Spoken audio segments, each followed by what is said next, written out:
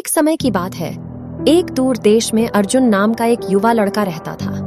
उनका जन्म हरे भरे खेतों और ऊंचे पहाड़ों से घिरे एक साधारण परिवार में हुआ था।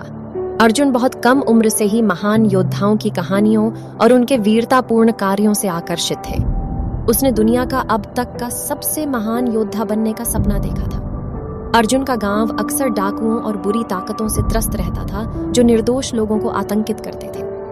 खतरों के बावजूद अपने गांव और प्रियजनों की रक्षा करने का अर्जुन का दृढ़ संकल्प समय के साथ और मजबूत होता गया। उन्होंने गांव के बुजुर्ग गुरुजी से मार्गदर्शन मांगा, जिन्होंने लड़के के भीतर महानता की चिंगारी को पहचान लिया। गुरुजी के मार्गदर्शन में अर्जुन ने मार्शल आर्ट और हथियार चलाने का प्रशिक्षण शुरू किया। जैसे जैसे साल बीतते गए, अर्जुन के कौशल में उल्लेखनीय सुधार हुआ और वह अपने बेजोड़ समर्पण और अनुशासन के लिए जाने लगे।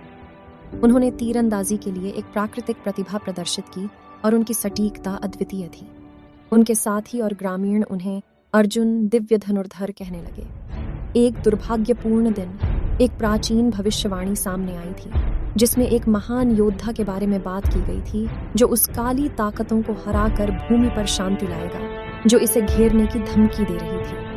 यह भविष्यवाणी अर्जुन की अपनी कहानी से काफी मिलती जुलती थी और कई लोगों का मानना था कि वही चुना गया है। अपने भाग्य को स्वीकार करते हुए अर्जुन राज्य पर मंडरा रही अंधकार की ताकतों को चुनौती देने के लिए निकल पड़े। उनकी यात्रा चुनौतियों और शक्तिशाली विरोधियों के खिलाफ लड़ाई से भरी थी। रास्ते में उनका सामना बुद्धिमान संतों, पौराणिक प्राणियों और वफादार साथियों से हुआ, जिन्होंने उनके नेक मिशन में उनका समर्थन किया।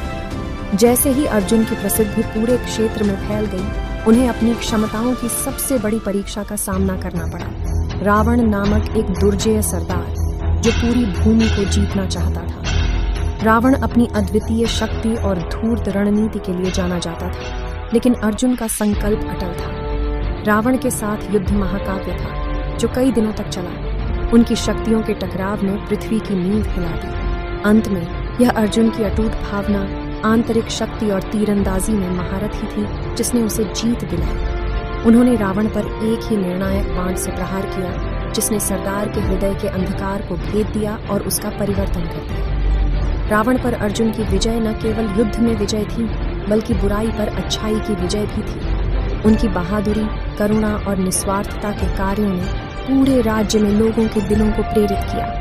अर्जुन वास्तव में सबसे महान योद्धा और आशा और साहस का प्रतीक बन गया था।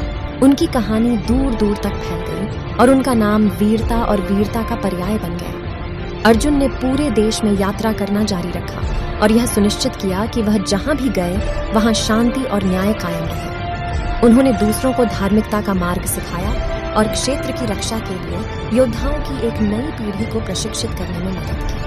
और इसलिए दुनिया के सबसे महान योद्धा अर्जुन की कहानी पीढ़ियों तक जीवित रही, जिसने अनगिनत आत्माओं को अपनी नियति को अपनाने और अंधेरे के खिलाफ खड़े होने के लिए प्रेरित किया। उनकी कहानी इतिहास के पन्नों में अंकित है और हम सभी को याद दिलाती है कि सच्ची महानता न केवल शारीरिक कौशल में निहित है, बल्कि किसी के चरित्र की ताकत और उसके कार्यों की कुलीनता में भी निहित है।